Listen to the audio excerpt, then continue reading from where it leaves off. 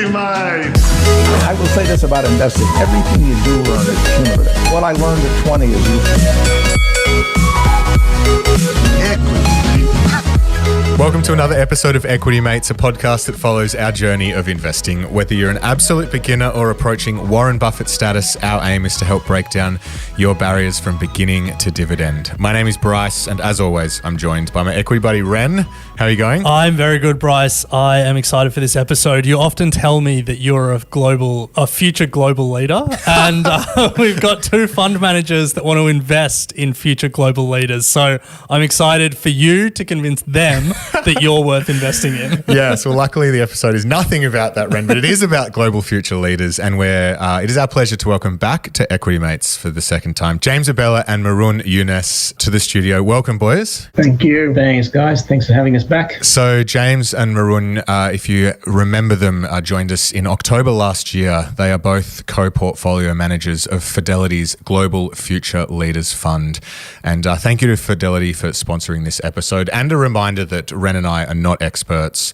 We're not financial professionals. We're here just learning like you guys, but luckily James and Maroun are experts. So we're going to be unpacking all things global future leaders, small caps, you name it, in this episode. So let's get stuck in. Yeah, now James and Maroun, before we get to, your fund and what you're seeing in markets today, we want to start with a bit of a game. We're calling it this or that because we're not creative enough to come up with anything better.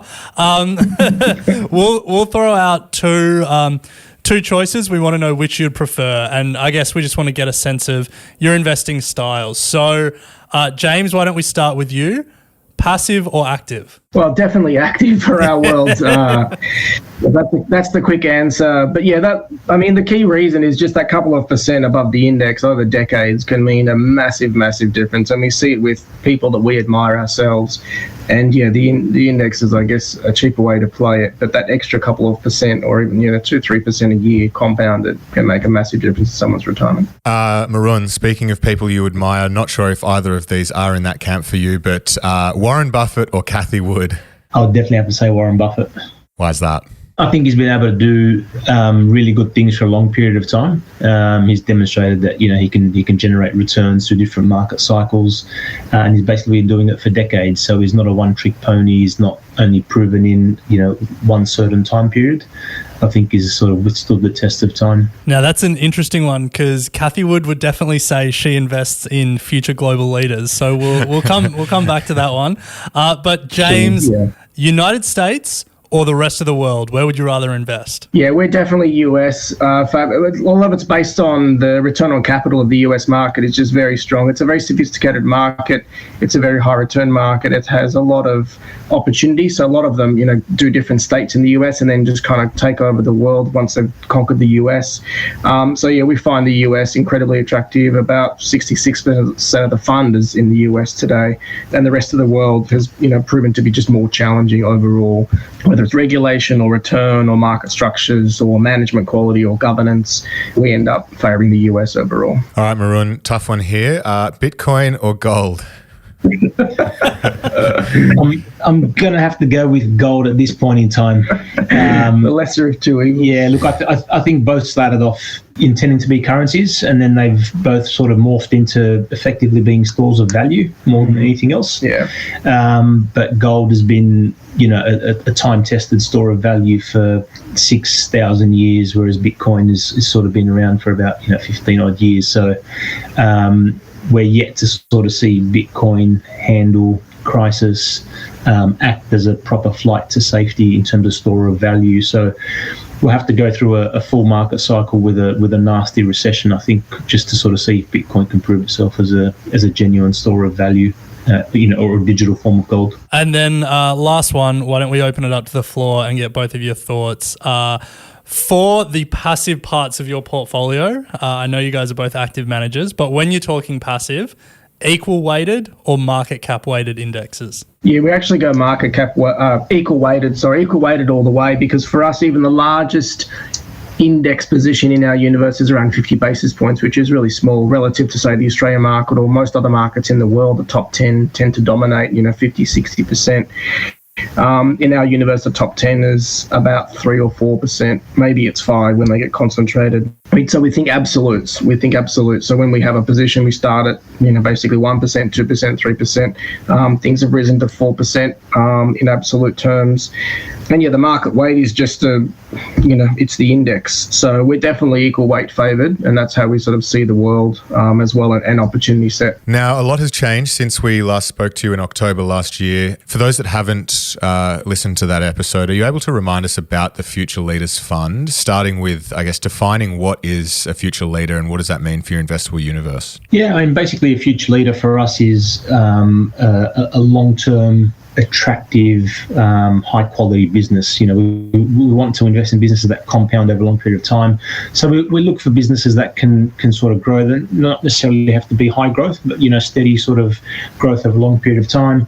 They have good margin, generate lots of free cash, really good rates of return. That's a sort of key metric for us.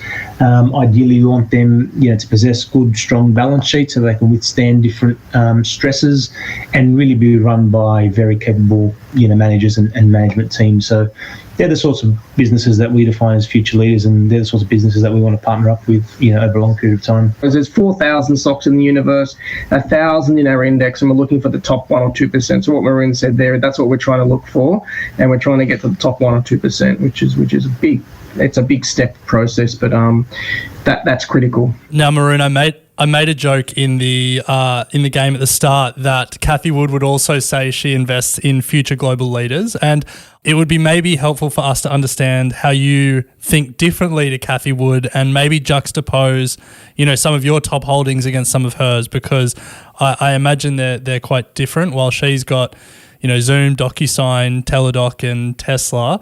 What are some of the companies that come to mind when you're thinking future global leaders? I think for us, future leaders, can take place in any industry. They don't necessarily have to be a technology-driven business. You can be a future leader in a very niche industrial segment, for example. Like let's say you make like a very niche sensor that gets used by airlines or gets used by OEM manufacturers for cars, etc., and you dominate that industry and you do it really well and you earn really good rates of return and generate good margins. So it's not necessarily a technology-driven business. You could be innovating in a particular service stream or something like that. So I think if you just look at technology and technology-driven businesses, then sort of I think that's sort of where you end up with sort of where Cathie is. We tend to be a bit broader in our definition of global future leaders, in that they could be dominant businesses. It could be a consumer brand, for example. So some of the companies, Moncler, for example, they do luxury winter wear. So if you've ever heard of Canadian Goose, for example, they're sort of like a higher end version of even Canadian Goose, and they sell thick bomber jackets for $4,000 or $5,000, and the emerging middle class, particularly in Asia and China, they go crazy over that, because that for them is a symbol of status. It's a symbol that it's an aspiration. You've made it. And so for us, that's a business that's growing over long term, but it's not really doing anything fancy in terms of new technology or saving the universe. But it still is a global future leader in our eyes. So I think that's sort of the key difference in terms of how we define it more broadly. And I think Cathie's just sort of looking a lot narrower and a lot more specialized in sort of the technology-driven world. Disruption, yeah. And what we look for, we tend to probably place a bit more emphasis, I would say, on the here and now. I think Cathie's sort of looking further out, 10 years from now. We generally have been avoiding concept stocks or loss-making stocks. We actually want businesses that have an existing proven business model and that can continue to grow in the future, not just sort of pinning everything on the future and sort of the revolution of the future, I guess. It's a novel concept, existing proven business models. You guys aren't in on the meme stocks, or? No meme stocks for us. No. So you want to just touch on maybe the top 10, because that's Yeah, I mean, our top 10, like we've got top 10 holdings in stuff like energy, insurance, technology, consumer. So it really is sort of widespread. Healthcare, we've got a couple of names in healthcare. So it really is sort of widespread. Some are sort of household names, some are sort of more B2B players. That's business to business. Yeah, sorry, business to business. But they're all very good at what they do, and they all dominate what they do quite well.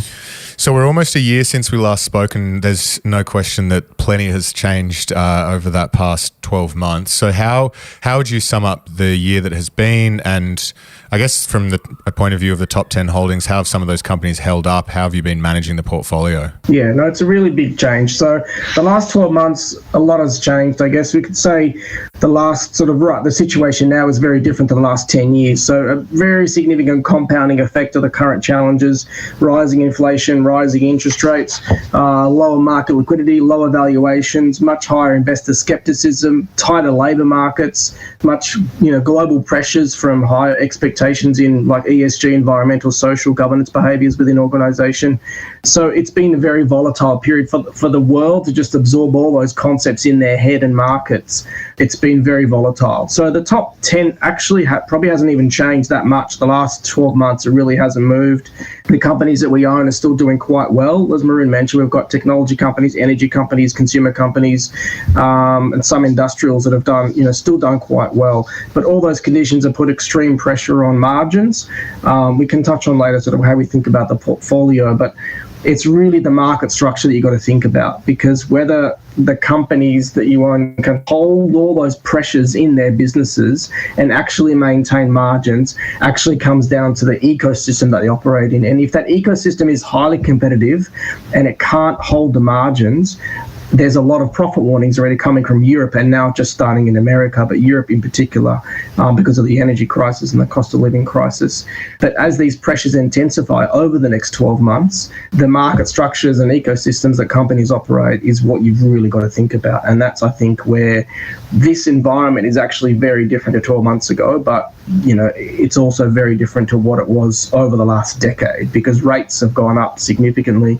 So the sort of hurdles on companies and what they have to sort of jump over in order to make their margins and maintain margins is really high compared to what it was 12 months ago. And all those COVID conditions, which was free money and huge government support, a lot of that's gone. So companies are very much faced with the ecosystem they operate, how much their product is loved, how much does the businesses that they're supplying to need them, how critical is that application.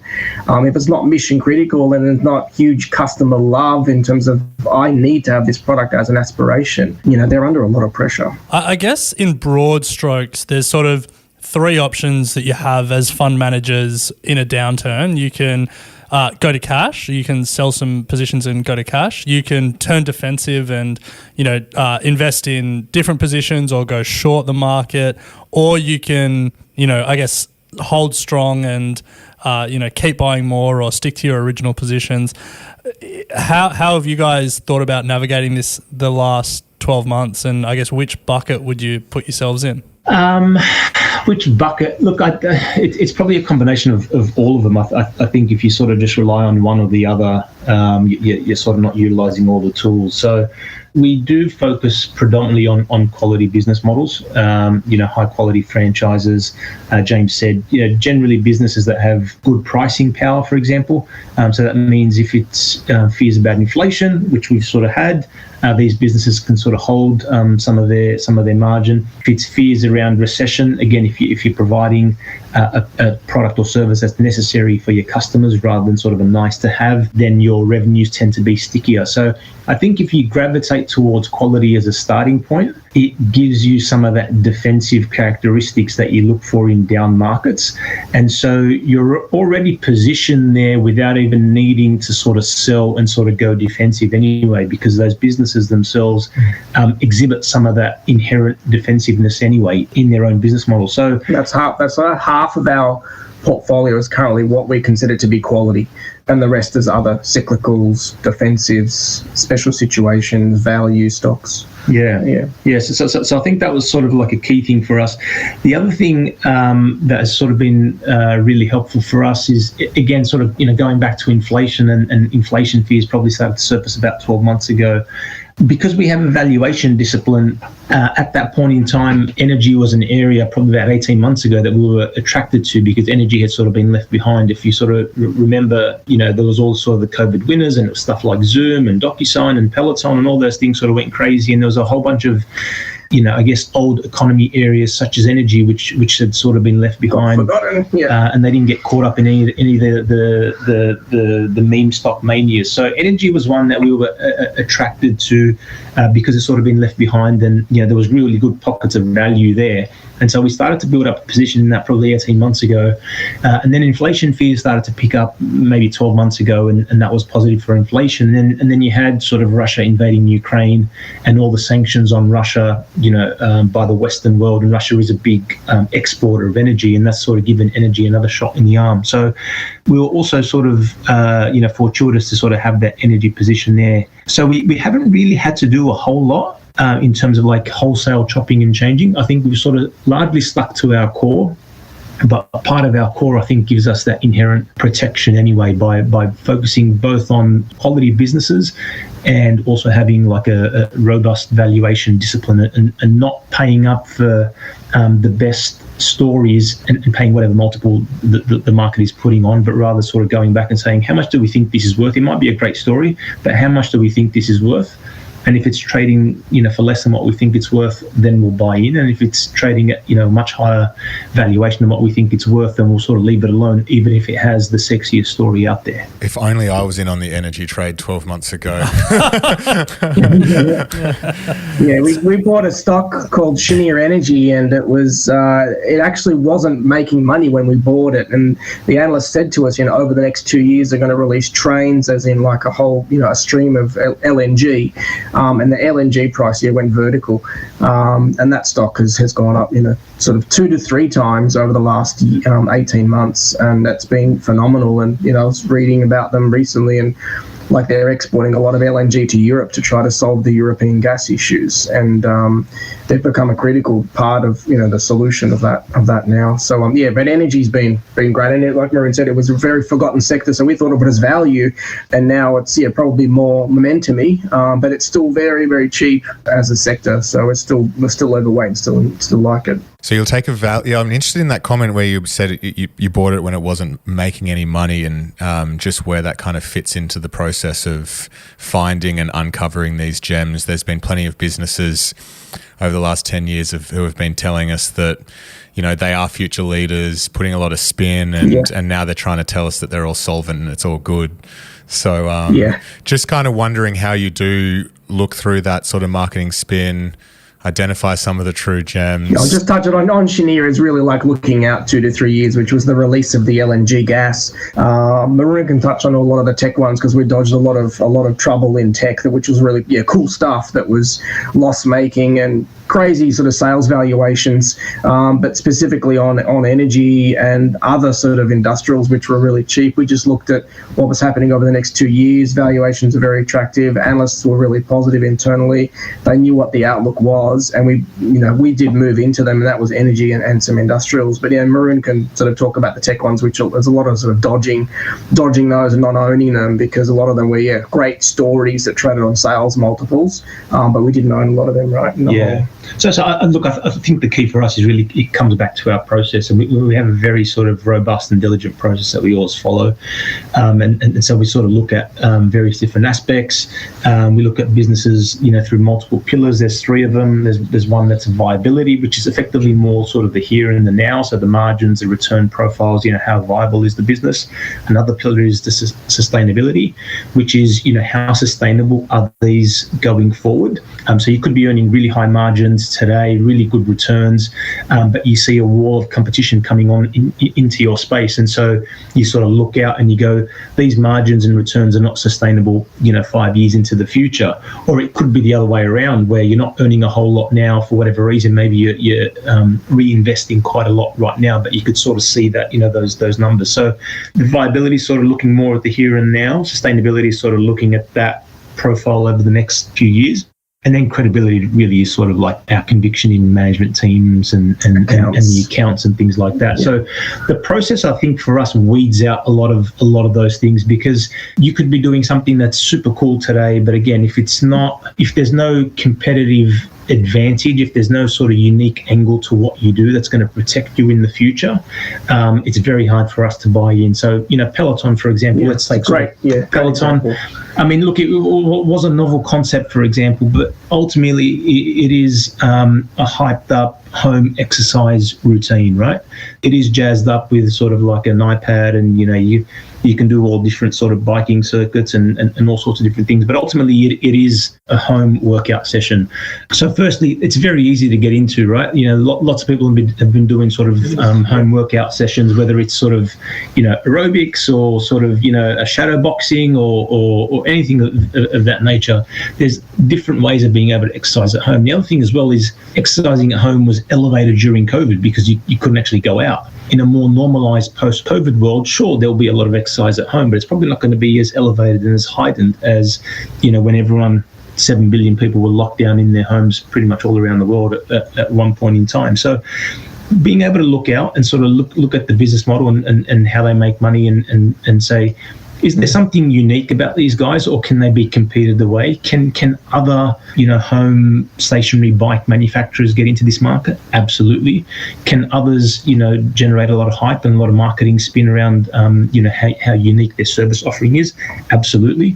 And so for us, something like that just didn't look like it was genuinely sustainable going forward. And so I think, again, it sort of comes back to the process and just being able to see just how defensible those sorts of business models are. Yeah, so definitely we've seen those days of sort of storytelling and narratives and momentum clusters that trade on big sales multiples performing well and getting a lot of market support. So really high valuations, they could raise money overnight. Those sort of days, really are behind us. And what we do as Maroons at a high, we look at cash flows, we look at profits, we look at sustainable margins. Can they manage the cycle? Can they access and price debt very reasonably? And we look at all of those really closely. And we looked at a lot of these tech bubble sort of stocks that happened during COVID, or work from home COVID bubbles, and concept stocks that just didn't make money but sounded really, really good and were absolutely booming 2 years ago. And our view is, as we move through to 2023, a lot of these pressures that we talked about in terms of costs are going to start to flow through, so into the consumer, into corporates, into margins, and that's why you need to be, I think, even more diligent today than normal, because this is it's going to be a pretty challenging, likely 6 to 12 months. And stories and narratives and little momentum clusters are not the things you want to be chasing. Going back to that Peloton example, I think if there's one lesson I've taken from 2022, it's that I will never invest in fitness. Well, I was about to say again, but I haven't invested in fitness. But Peloton and F45, two of the most hyped up stocks of the past few years. And now we're seeing there's a bit of noise around Facebook's VR fitness experience, and they're trying to acquire a company that's a leader in VR fitness. And there's a bit of hype that you're starting to see in that community around fitness being the use case for VR. After gaming, it's going to be like the next big use case. I'm staying away. I've learned 2022 has taught me, don't invest in fitness because it's all just fads. Yeah, it is hard. Like, it's the barriers to entry are just so small. Like we looked at Peloton like twice, and we spent like half an hour on it. We looked at it in detail. We debated it amongst ourselves. We looked at the competition, and the competition came. Amazon, a lot of different competitors. And if the barriers are low, like eventually you will get competed away. So, but fitness has been, and we looked at F45 as well. That was sort of pitched to us, and we thought, okay, we'll have a look. And you're right. Fitness has been really tough. And it's globally, fitness has been really tough. No one's really kind of cracked that market to make it really competitive and make it a sustainable margin. So not an easy one. If we can just go back to your, your framework for looking at stocks, viability, sustainability, credibility. I really like how succinct that is. And then so once a company passes those three, I guess, threshold tests or whatever you call them, it's then you were speaking before, Maroun, about valuation discipline, and only energy came up on your screen 18 months ago because the companies that had passed those three tests were also looking cheap. So I guess the question is, if energy came up on your screen 18 months ago, and we've seen what happened to energy since, what's the sector that's coming up on your screen today? There's probably not a sector in general that's screening right now.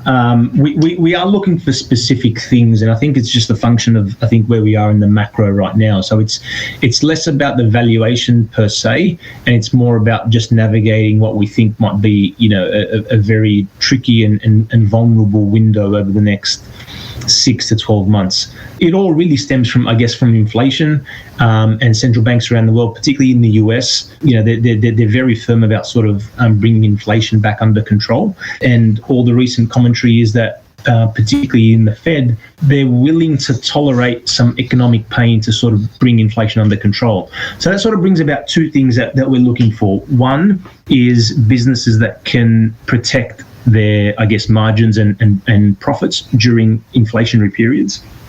And the second thing is businesses that can be resilient during, soft economic times. So they're the things that we're really looking for now, as opposed to sort of just looking for something that's necessarily cheap. So I think for us, first and foremost, is finding those characteristics or businesses that exhibit those characteristics that we think will be good places to navigate the next sort of 6 to 9 months. And so, again, a lot of it is very company specific, but I'd say one area that we did go into probably about 6 to 9 months ago was insurance. We sort of built up a position in insurance, and there's a couple of reasons why. I think insurance, they operate on their own cycle, which is independent of the economic cycle. So insurers, when they receive, like if you're a property insurer and you go through a flood season, for example, like what we just had, along the East Coast last summer, what then insurers do is actually reprice upwards their premiums for the following year to sort of make back some of those losses. So you have these cycles that usually go for about 2 or 3 years in each direction in insurance, and hardening is sort of when insurance premiums are going up, and we've been sort of seeing that. So you've got premiums that are going up independent of the economic cycle. And insurance is not something, by the way, that you can just stop having just because you're not being paid a bonus, right? Like your house needs to be insured, life insurance. If you're a business, you need to have insurance to be able to operate. So if your revenues are down 10%, you're still going to insure your business anyway, because it's just the cost of doing business. So it's very sticky. It's independent of the economic cycle, and it's been going up. The other thing about insurers is they collect your money up front. So you think about, you pay for your home and contents or your car insurance. You pay the premium up front. The company gets that, and basically they're liable to pay you out any course over the next 12 months if you make a claim. So basically they've received your money up front. They have free reign to do whatever they want with that money for the next 12 months, because it's technically a liability for them, a contingent liability. It's unearned income that sits on their balance sheet. And only when that policy, let's say it's 12 months, only when that policy expires that it genuinely becomes theirs. Now, what they do with that is they usually invest in very short-term fixed income securities. So usually like 3 months or 6 months or 12 months fixed income securities. 2 years ago, 3 years ago, they were getting very little by way of yields on those investments, right? Because interest rates are quite low. Now interest rates are going up, and so people like insurers who invest in sort of short-dated fixed income now can earn money on that premium that you pay for them in advance, 12 months in advance. They can earn some extra money on that they weren't earning 2 years ago. So they've got more money coming in via their premium prices going up. They've got more money coming in via their investments, and it's a very sticky and resilient business, and they generate a lot of free cash. So that was an area for us that we found quite attractive, and we sort of bought a few names in that space, and it's actually done quite well for us over the past sort of 6 months or so. But outside of that, it's really hard to sort of categorize and say one sector is sort of the one that's, flashing for us that this is sort of where we need to be right now. Super interesting. So, Maroun, you mentioned there sort of the next 6 to 9 months and a few of the macro headwinds that we're facing into. No doubt inflation seems to be a little bit more persistent than the market would like. Interest rates looks like they're going to be raised at a rate again that the market is a bit uncomfortable with. Fear of recession, plenty going on. What do you guys see as the risks moving forward from a macro point of view? What are you paying closest attention to if you kind of had to choose one or two? Look, I think the risks are high and they're increasing. I think, like I said, it all comes down to inflation. I think inflation was or fear of inflation was the first thing that surfaced probably about 12 months ago. Interest rates yields started to pick up on the back of that market, expecting interest rates to go up.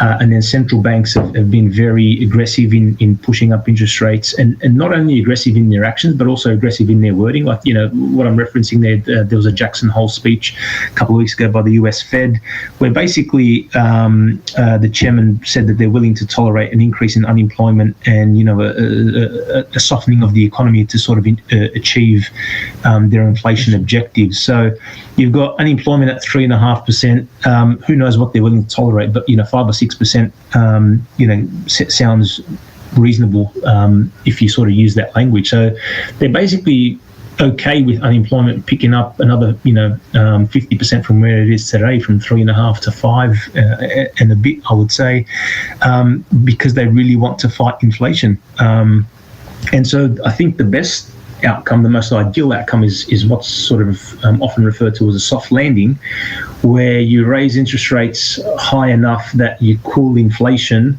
and then economic growth slows down, but it stays positive. So it goes from, say, +4 to +2 or +1, but it stays positive, and that's what's known as a soft landing. The alternative is a hard landing, where you raise interest rates so high that actually economic growth turns negative and we enter a recession, and then unemployment goes up and corporate bankruptcies go up and mortgage default rates go up and everything that's nasty goes up. And the concerning thing about that is we don't really have a good track record, because I think over the last 60 or so years, 70 years, we've only engineered about 2 or 3, if I'm not mistaken, soft landings, and we've had a whole lot more by way of hard landings and to control inflation. To control inflation. Yeah. And there was another stat I sort of read the other day where inflation has never gone above 5% and been tamed without a recession. And inflation in the US now is sort of running with an 8 handle. So if we're able to tame inflation without a recession, it'll be the first time, I guess, of the last 100 years. So when you look at that and you go, the odds are not in our favor of being able to sort of pull this off without, causing a lot of pain. We may, but the odds just aren't there. So I think for us, that's why, things about resilient businesses and businesses that can protect themselves during inflation have been such a prominent feature of what we're looking for over the past, 6 to 12 months. It's because, like, we look out there and we sort of see this looming. We don't like the look and smell of it, and so we're just trying to, make sure that we get set up from now, that if something sort of breaks, I guess in the near future, we're sort of set for that, rather than sort of scrambling, behind the 8 ball and trying to get set, at that point in time. So between us, have been talking about the words persistency and consistency. So at the moment, basically, growth, certainty and yield are becoming scarce again. So I think there's a premium that's going to come into the market where if you can provide growth, certainty and yield, then that's going to be okay. But when we think about picking stocks, it's all about the persistency of the return profile. Can you hold it, basically? And that's what we talk about ourselves whenever we buy something new or whenever we're reassessing the portfolio. We're thinking about those words: persistency, consistency, visibility, and that's really where that sort of strength and a big chunk of the portfolio, half its quality, and then the rest of them, we want to make sure they still have those attributes that Maroun mentioned before. When we talk about macro, we often talk about we talk about it globally, and that makes sense because the economy is so interconnected and globalized. And we all look to Jackson Hole and we all look to the US Federal Reserve and what they're saying and what they're doing, but we are also seeing, I guess, some more localized issues. We're seeing Europe face into an energy crisis. We're seeing China face into a property and mortgage debt crisis. On a, I guess, regional level, or even on a like a sector by sector, industry by industry level, is there anything that you've just put any countries or any industries that you've just put a black line through and you said, for the next 18 months, we're not touching this, we'll come back to it when things start to improve? I would say less country and more specific areas. So I think, yields going up, rates going up, that's putting pressure on valuation. So you don't want exposure to businesses where a lot of the valuation resides in the future. So, what's known as long duration. So anything that's loss making or anything that's super expensive, 50, 60, 70 times PE, we're trying to stay away from because they're very, very sensitive to tiny changes, tiny increases in interest rates. They've come off a long way over the past 6 or 9 months, but I don't think we're completely out of the woods yet in terms of, vulnerability to interest rates. So we're really trying to steer clear from that.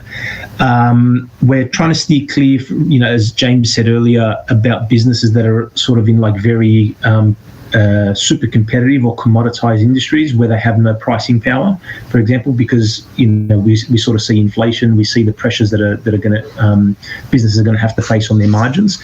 And if you're one of 10,000 different Me Too providers that do the exact same thing, then you're not going to be able to put through pricing. We want businesses that are very unique in what they do and that can sort of get inflation protection. And then we're staying away, I guess, also from businesses that are heavily leveraged. Because if we do enter a recession, having a lot of debt on the balance sheet decreases your chances of surviving. And B, increased funding costs, and these businesses that have a lot of debt are going to face pressures to their bottom line via increased debt costs. So I think these are areas that we're really trying to stay away from. And so rather than looking at it by sector or by geography, we're looking for attributes that we really don't want at this point in time and ruling businesses out. But based on that, and also businesses that are very cyclical, right? Because they're exposed to the economy. So anything that's heavily cyclical, where if economic growth goes down, these go down even further. Again, we're trying to stay away from them and really looking for businesses that are, I guess, stickier or more resilient. Yeah, but definitely like what you mentioned, like Europe, we have lower exposure. The US, we have a lot of exposure. Japan, we have a very, very low level of exposure because the ROEs are very low overall. Europe, we are very cautious. I think European recession is something that the market's basically thinking is quite certain for next year. And consumer weakness globally is something that people think is pretty much given. So they're definitely things that we think. Therefore, I think, what do you go to? As Maroun mentioned, something unique, but also things that there's a high element of trust. So if it's in engineering or healthcare or privacy or finance, if there's an element of trust and respect and aspiration, like whatever happens in geopolitics or the market or inflation, those things are still going to need to be there, right? They don't move. Human desire for trust and respect and aspiration still exist in our heads, and it's still a desire. And especially if you need a product like insurance or engineering or healthcare, the trust element is something that takes decades to build, and it can't be manufactured or it can't be competed away. It takes many, many decades. So for us, that's kind of where we've gone to. So most of the top 10, they either produce something that's quite unique, or they've got a business where there's an element of trust, whether it's a small component in a big process, a small share of wallet in a big process, or something that's aspirational. So I think if you think about sort of where you don't want to go, it almost tells you where you do want to go. So I think that's sort of the, there's two sides to it, and I think that's sort of where we've gone to, because there's so much that I guess there's a lot that you don't want to own in this market and in this environment that is very, very, very pressuring for companies. So therefore, the ones that you want to own, it's probably a smaller opportunity set than normal over the next 12 months. But if those can hold their own, then it's really exciting to own those stocks. Well, speaking of where you do want to go and where you don't want to go, I think to close out the episode, it would be great to hear where you both are going. And if you could perhaps provide one company each that is a good demonstration of everything that we've kind of discussed today in terms of your investing universe and the companies that are really exciting you at the moment. So, Maroun, maybe we start with you. If there's one company that, you could let us know, that'd be awesome. Yeah. So one company I'll sort of put forward today is called Arista Networks. They make network switches, which for those that don't know, if you have like different devices connected in a network. So let's say you're at work and everyone's got different sort of computers and they're all connected at work and they can all sort of share files and work on similar files. In the back end, there's a piece of hardware called network switches where they're all sort of plugged into that, and that sort of facilitates the transfer of data from one computer to another within the network. They're a leader in that. There's two other big players in there, Cisco and Juniper, along with Arista. Where Arista is growing quite a lot is in the cloud space. If you sort of think about data centers where all the clouds are hosted, there's lots of different devices sort of talking to each other there. Arista's two biggest customers are Facebook and Microsoft. So Microsoft has got Azure, so you can sort of use Azure as like a competitor to Amazon's AWS. So you can sort of host all of your, if you're a small SME, you can host all of your network on the cloud. You can use someone like Microsoft. Facebook obviously are hosting all of their content, right? All the videos, all the photos. They sort of need to host that on their cloud. They don't really offer it as a third party solution, but they're the two biggest customers. Obviously, cloud is growing, strongly and will sort of continue to grow. So the industry itself has got that nice growth tailwind behind it. Arista, I think, has increased its revenues 15-fold over the last decade. So it's grown like a weed. We continue to expect that it should be able to grow, low double-digit growth rates, for the next few years going forward. Generate really good margins, really good returns. Sort of north of 20% return on equity, generates free cash, and they use that to sort of fund buybacks. And the management team is well regarded. So the co-founder of Arista, he co-founded a company called Sun Microsystems, which was bought out by Oracle many years ago for a few $1 billion. He co-founded a company called Granite Systems, which was bought out by Cisco. He was one of the first investors in Google. He actually gave the Google founders, Larry Page and Sergey Brin, $100,000 check himself personally. He was one of the first investors in that. So he's got this legendary status within Silicon Valley. The CEO, similar thing. She's had a decorated career at AMD, at Fairchild. She was at Cisco, and she's been there for 15 years. So they have a very well-regarded management team. So I think it sort of ticks all those boxes. Long-term quality compounder, does really well, dominates its segment. It's growing nicely, good margins. So there's nothing not to like about Arista. Yeah, I've just Googled the company while you were talking about it. It's up 30% this year, which is rare to see. Company up in the past 12 months. For people playing along at home, trading in New York, stock ticker ANET. Remember to do your own research and make your own investment decisions. But fascinating company I hadn't heard of, and one that I'll definitely do more research on.